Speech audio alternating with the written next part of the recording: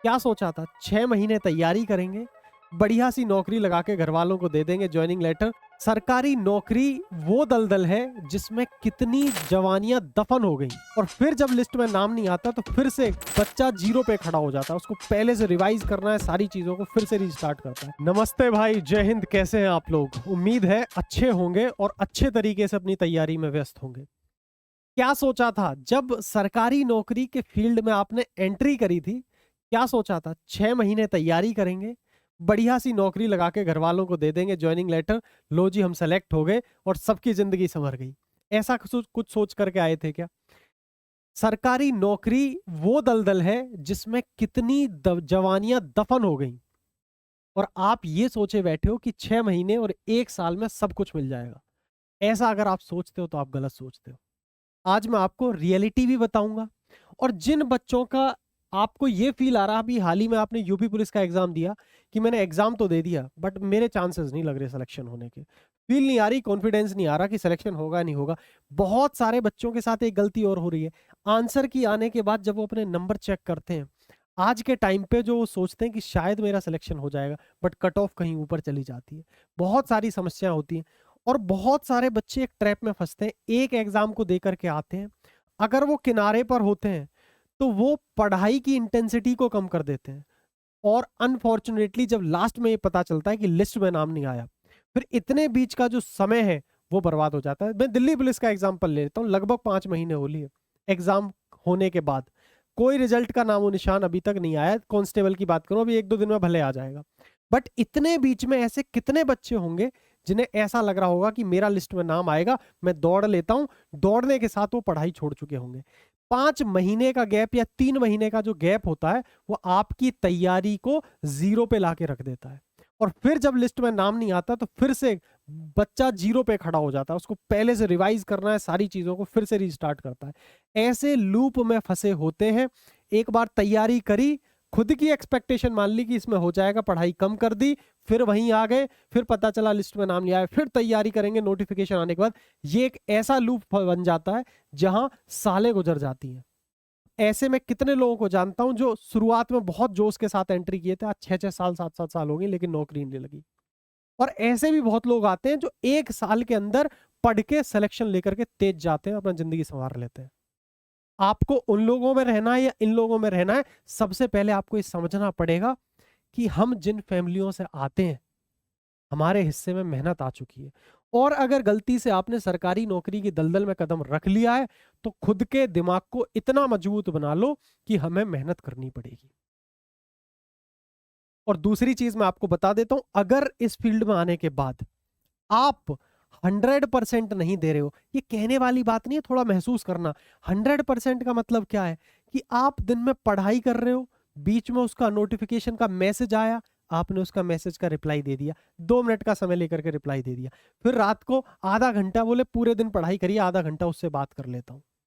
इन सब चक्कर में अगर आप लगे हुए हैं, या फिर ये नहीं, आपकी किसी पड़ोसी ने कहा कि भैया मुझे वहां तक जाना, जरा छोड़ देना मुझे, सब चीजों को त्यागना पड़ेगा। सोना, खाना, जो सिर्फ नेसेसरी चीज है, सोना जरूरी है वो सोओगे, खाना जरूरी है खाओगे, हेल्थ को फिटनेस के लिए थोड़ा बहुत दौड़ना भागना जरूरी है वो करोगे। इसके अलावा सिर्फ पढ़ाई करोगे, आपके जीवन में प्रायोरिटी सिर्फ पढ़ाई रखनी पड़ेगी, तब जाकर के सिलेक्शन होगा। कई बार इस रियलिटी को स्टूडेंट समझ नहीं पाते, जिसकी वजह से साल दर साल का समय निकलता रहता है और सिलेक्शन नहीं होता। कितनी परेशानियों से आपको गुजरना पड़ेगा, आपको ये किसी ने नहीं बताया, आप ये चीज महसूस नहीं कर पाते हो।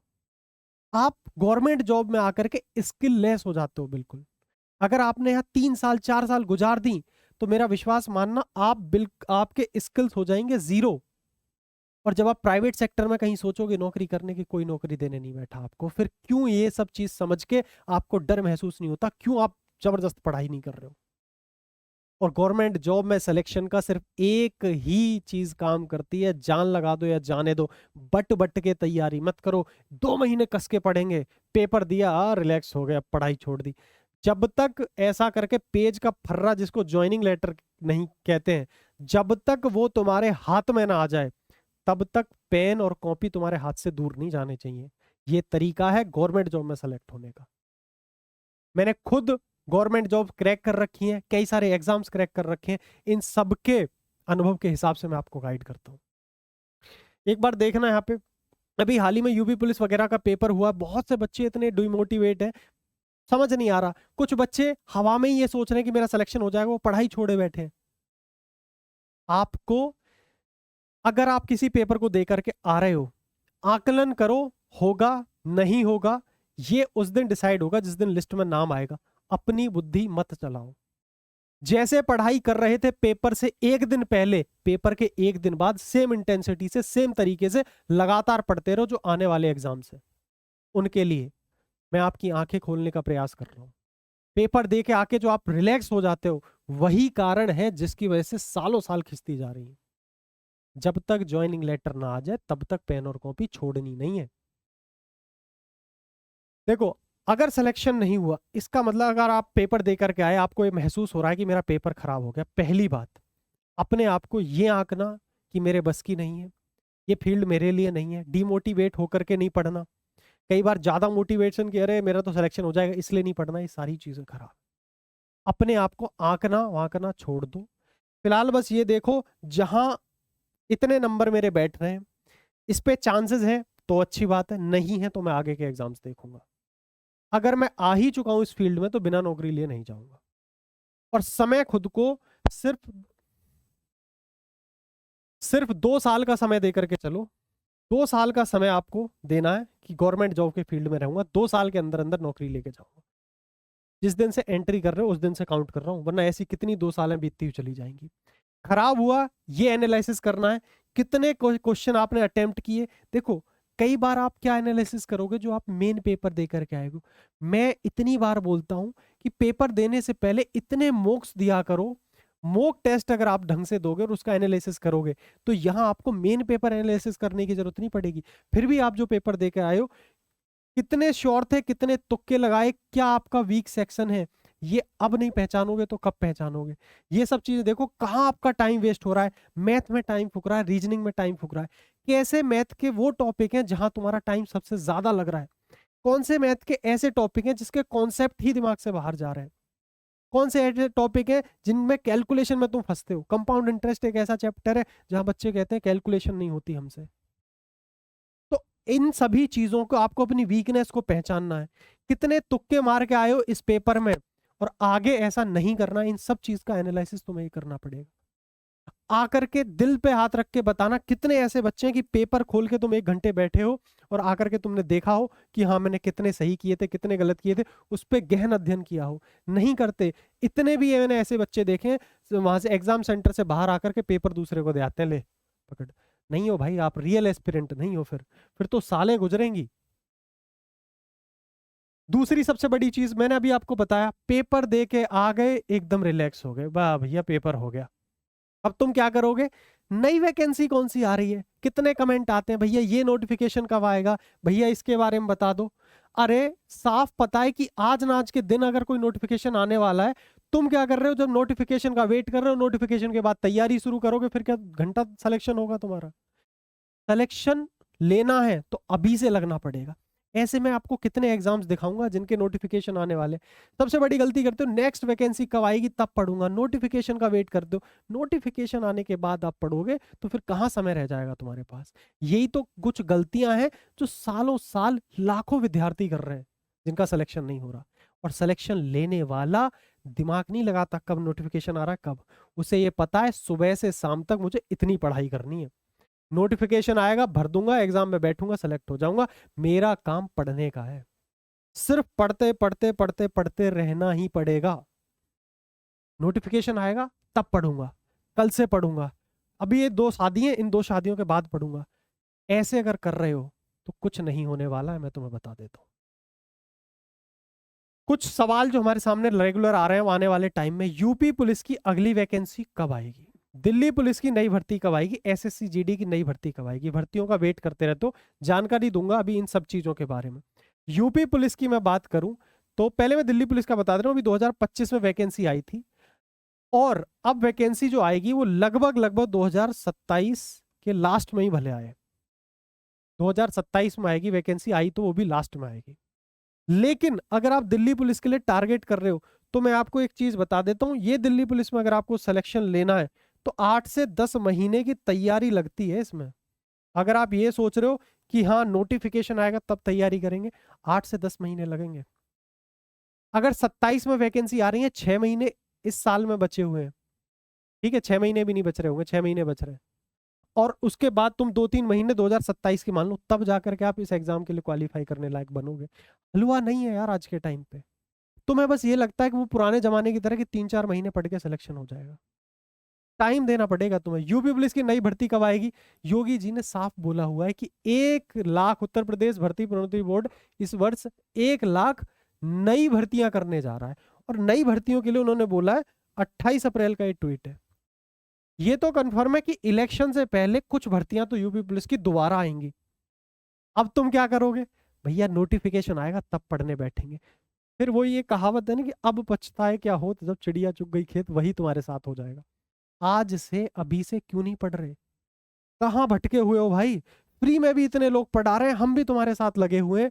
आपको मैं बताता हूँ, आपने अगर नहीं देखा तो धुरंधर सीरीज आपको मैं बता देता हूँ। धुरंधर सीरीज ये अगर आप देखोगे, ये सीरीज मैंने पूरी डाली हुई है, धुरंधर सीरीज। ये चैनल पे जाओगे, यहाँ पे स्केल अप सिलेक्शंस अपना चैनल है, यहाँ पर मैं रेगुलर अल्टरनेट डेज पे मैंने ये सीरीज शुरू कर रखी है, धुरंधर सीरीज। 22 वीडियो इसमें पड़ी हुई हैं। क्या आपने वीडियोस देखी? मेहनत करने के पीछे तुम भाग नहीं रहे हो।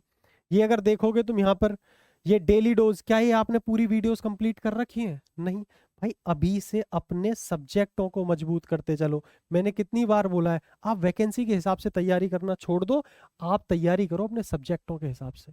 सिर्फ यूपी पुलिस नहीं, अपकमिंग एग्जाम्स देखना आप एसएससी के। देखो ये सीएचएसएल का नोटिफिकेशन आना था अप्रैल में, जो कि नहीं आया, डिले हो गया, बट आ जाएगा, संभावना है जल्दी आने की।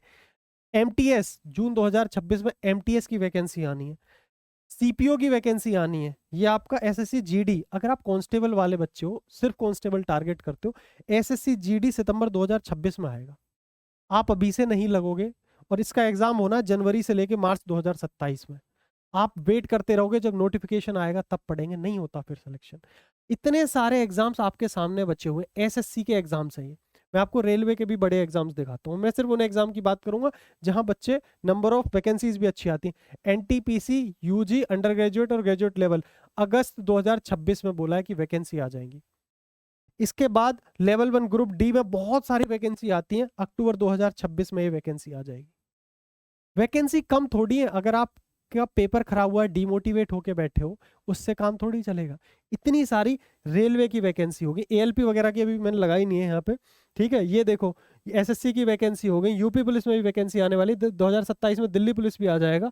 इतनी सारी वैकेंसी आपके सामने पड़ी हुई है, फिर भी आप ये सोचते हो कि कैसे सिलेक्शन होगा।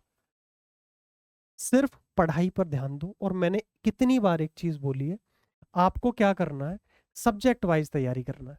मुश्किल से ये सब्जेक्ट है, आपका मैथ्स आता है, रीजनिंग आता है, और जीके। अगर रेलवे के एग्जाम दे रहे हो तो मात्र 3 सब्जेक्ट आते हैं आपके। यूपी पुलिस देना है, स्टेट एग्जाम देना, उसमें हिंदी और आ जाएगा।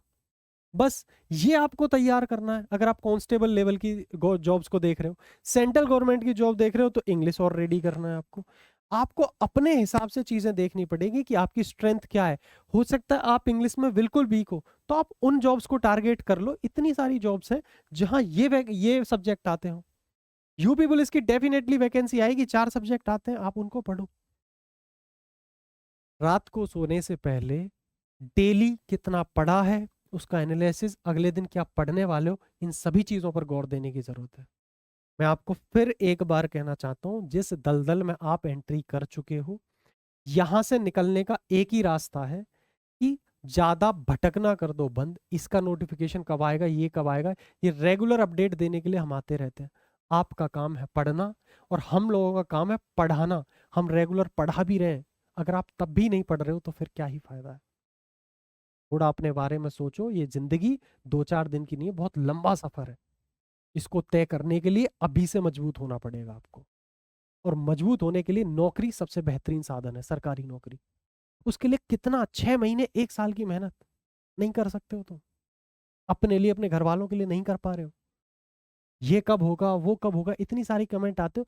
ये सब भटकने वाले बच्चे, नहीं होता ऐसे सिलेक्शन। एक एक सब्जेक्ट, क्या आप कह सकते हो कि मैथ में मेरा 1 नंबर नहीं कटेगा, इतना मजबूत है मेरा मैथ्स? क्या आप कहते हो कि रीजनिंग में मेरा 1 नंबर नहीं कटेगा? क्या आप जीके में फुल कॉन्फिडेंस में हो? अगर नहीं हो तो पहले इन्हें तैयार तो कर लो, तभी तो एग्जाम में बैठोगे। या पहले तुम्हें एग्जाम की वैकेंसी चाहिए, पहले नोटिफिकेशन चाहिए? तुम्हें लड़ना पड़ेगा, पेपर लीक वगैरह इन सब चीजों की समस्याओं के साथ साथ जूझना पड़ेगा, लेकिन ये सब चीज साथ में तैयार रखो।